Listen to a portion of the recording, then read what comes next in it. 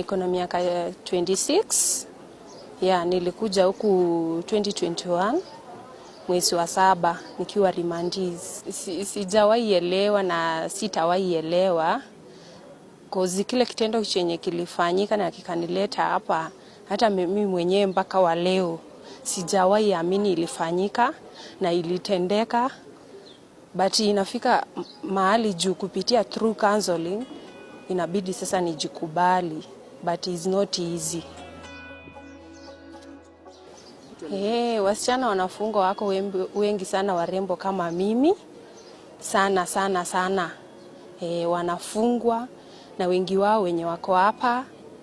Unapokutana na mwingine ukisikia akikuelezea story yake, kuna wenye walifanya, kuna mwingine yani alishikwa tu but mwenye alifanya ako huko nje. Sasa yeye anaserve tu kifungo kwa kitu chenye hakufanya nini? Hakufanya. Na ukiangalia ni msichana mdogo, mwingine hata hajawahi za, yani mpaka anajiuliza atatoka jela lini hata aende naye apate hii maisha ya kuishi na mwanaume, hata yeye naye apate mtoto. Uyu onare muiritu okuru wa thi ne nyina wa ciana 3. Mimi nilikuwa na familia, ni mama wa watoto 3, nilikuwa na watoto vijana 2 na msichana 1. Dana agerire ngero ya kuhahura muno, tamenya oragire ciana ciake na njira ya gucita. Wakati kulikuwa na baridi sana kama sasa hivi yenye kuna baridi hivi, nikaamka asubuhi mapema, nilikuwa nimejitayarisha na watoto wangu, ilikuwa tuende church. Time niliamka asubuhi sikuelewa kitu ambacho kilinizuia nikose kwenda church hiyo siku. Mume wangu huwa anatoka asubuhi mapema ndena anarudi jioni, anarudi late sana kitoka saa 3. Sasa akasema acha nipumzike ndio niamke baadaye juu ya time yenye natoka mapema na narudi late. Venye alienda kupumzika masaa tu machache hivi nikasikia mlango unabishwa. Kwenda kufungua mlango nikakuta ni my sister-in-law and my mother-in-law. Sasa my mother-in-law akaingia akaomba short prayer na akakaa na akaniambia sababu yangu ya kunileta huku nimekuja kunyoa hako katoto kadogo kasichana kenye kalikuwa na 3 months. Then I was shocked juu ninajua in Luya culture mtoto ananyolewanga once, si mara 2. Na huyu mtoto alikuwa amenyolewa already na baba yake akiwa na mwezi 1. Venye alimnyoa akamaliza alikuwa na haraka sana huyo mother-in-law wangu. Akaniambia ninaenda. Tukatoka mimi pamoja na mkwe wangu na sister-in-law wangu na mume wangu na watoto wangu tukawasindikisha. Time turudi kwa nyumba na watoto wangu walikuwa wanapenda sana katuni, nimeishi nikiwalea na katuni sana. Sasa akaniambia mams uniwekee katuni nione, nikaambia sawa. Nikawawekea katuni. So from there nikaenda kwa nyumba nikakaa chini nikapumzika kwa kiti. Watoto wangu wakawa watch katuni. Ule mkubwa wake alikuwa amelalia miguu zangu. Alafu ule mwenye alimfuata alikuwa nyuma ya mgongo wangu. Sasa hiyo time nilikuwa nimekaa na watoto wangu kwa kiti hivyo, nikawanyonga wale watoto wangu 2 vijana. Time sasa nilijipata kwa fahamu zangu sasa. Ndio nikajikuta niko karibu na ule mtoto msichana tena nafanya nini? Nataka kumnyonga. Ndio sasa nikastuka. Ni nini nafanyia mtoto wangu na hakuna kitu chenye amenifanyia? Kwa nini ninamfanyia hivyo? Sasa kumwangalia nijue kama kuna mahali nimemdhuru. Sasa ule mtoto alikuwa anastuka.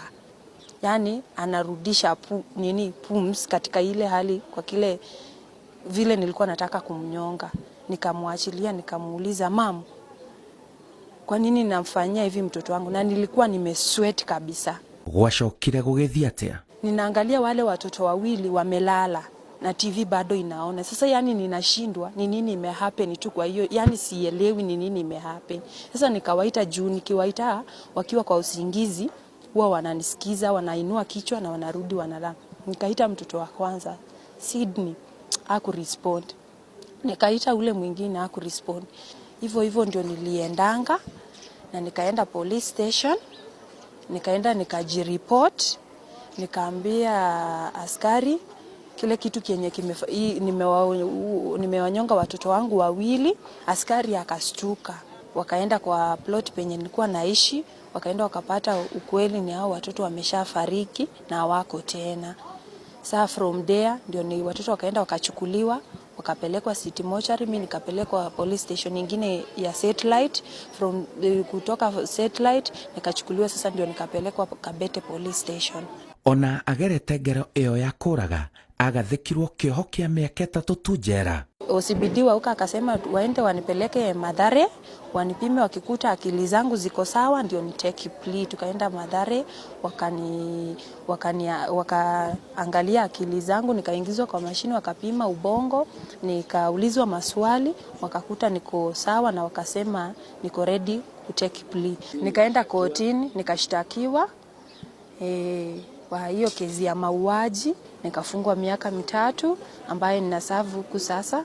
Mimi naona ile the way nilienda nikajireport kwa police station, na time nilikuwa nafanya hiyo kitendo sikuwa najifahamu. Hiyo ndio kitu kilifanya koti kanionea huruma na ikanipatia hiyo miaka 3, na tena nilikuwa nimego through a lot nikiwa huku, nikawa mgonjwa, ninakunywa dawa za sukari. Kama mwanamke nina bleed kila siku, ambacho si kitu kizuri kwa mwanamke kama mimi nikiwa mahali kama hapa. Riu no kwirira arerira negutabania ngero iyo na renda auma njera kungihotekeka agie ciana ingi. Nilikuwa na depression sana mpaka nikaanza kukunywa dawa, but siku hizi niliwaacha. Nikaenda through counseling, nilikuwa nalia usiku na mchana, yani najirumba mpaka nashindwa kukula kwa sababu kwa kile kitendo chenye nilifanya hicho cha mauaji bado kilikuwa kinanipea stress sana juu ya watoto wangu ambao niliwapenda sana na nimewaondoa duniani through mikono yangu mimi mwenyewe, ambapo ni kitu huwa inaniuma sana. Hata nikiwa hapa nikiona watoto wakitembea wakimove huku, huwa yani natamani aiwishi sasa au watoto wangu walikuwa wanatoshana hivi, saizi wangekuwa wako wakubwa. Yani nahuzunika ndani ya moyo wangu nikiona mtoto akitembea huku hivi. Na kwa tamanio yangu sana, yani ninatamani sana nikitoka nje nipate watoto wengine. In fact hata kama nikapata ujauzito, Mungu anipatie twins, ni replace hao watoto wangu wenye nilipoteza na niliwapenda sana kabisa. Arauga muturira wa njera ni muritu muno. Kuna watu huko nje wanasikia tu jela kama venye mimi nilikuwa tu nasikia jela, mtu anaenda jela.